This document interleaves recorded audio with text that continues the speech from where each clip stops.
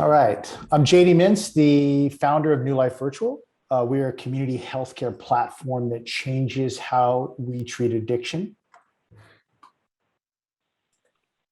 Did you know that 93,000 people died from an overdose in 2020? That's one human life every 7 minutes. This is what we help solve. Outside of the pandemic, it is the leading cause of accidental death in America. It's very personal to me. I almost died because the current treatment model didn't work for me, which is why I opened up treatment centers in 2014, realized what worked and what didn't, and set out to solve the problem. It's because the current treatment model doesn't work and it isn't scalable. People don't know where to turn. Care is fragmented and transactional, which is why only 10% of those needing help get help, leaving 90% to suffer needlessly. NuLife is a community healthcare ecosystem that incorporates telemedicine with the three most important covenants of recovery: life integration, social support, and community, improving health equity, engagement, and outcomes. NuLife blends traditional treatment models with personalized prescriptions to on-demand content, communities, support groups, and peers.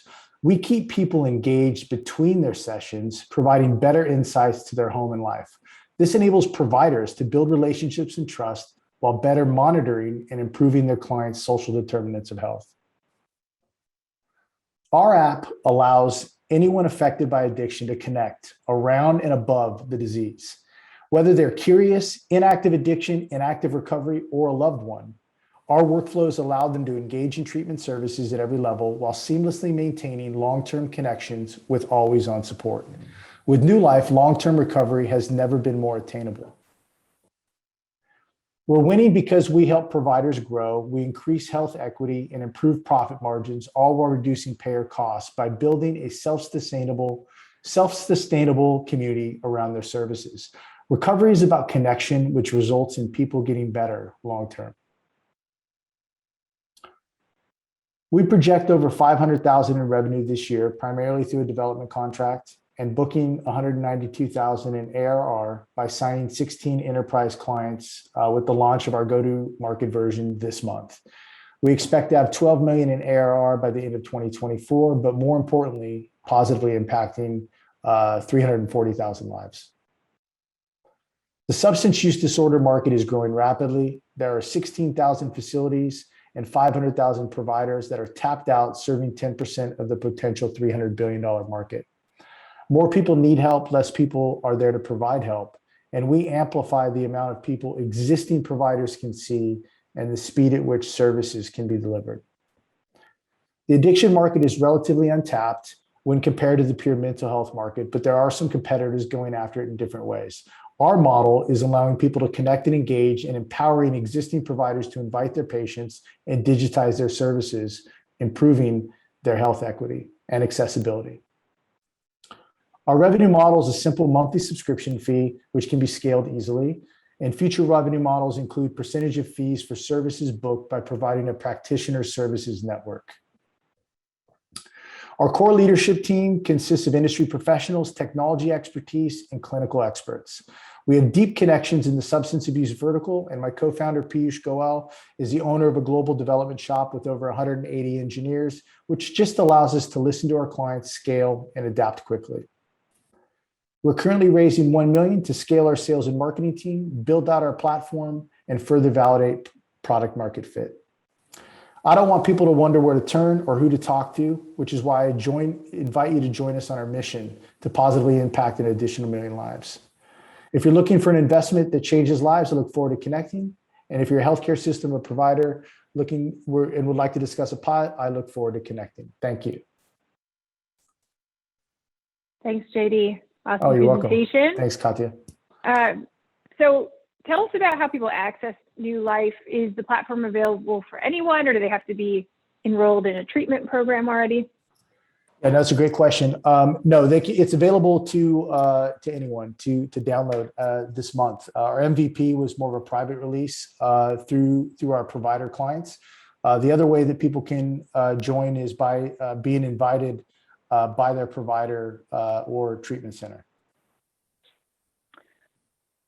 Okay, and a question from Andy Geist in the Q&A. How do you engage addicted patients virtually. So maybe walk through the workflow there and the experience.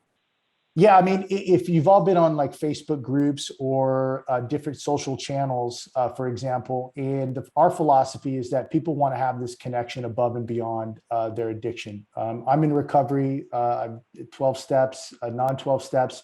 And what I realized is that people want to connect with a foundation of knowing, hey, we're all here for the same reason, to get well, to be surrounded by our peers, our tribe, but we also want to build upon our relationships on other common interests, right?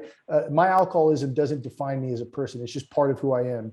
And I do a lot of things to stay well, whether it's hiking, biking, spending time with my family or community.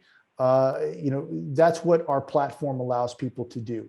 Long story. I mean, our longer range goal is to allow groups and part of the treatment process to also put people with similar demographics and psychographics into groups with the best potential practitioners to treat them, resulting in better outcomes.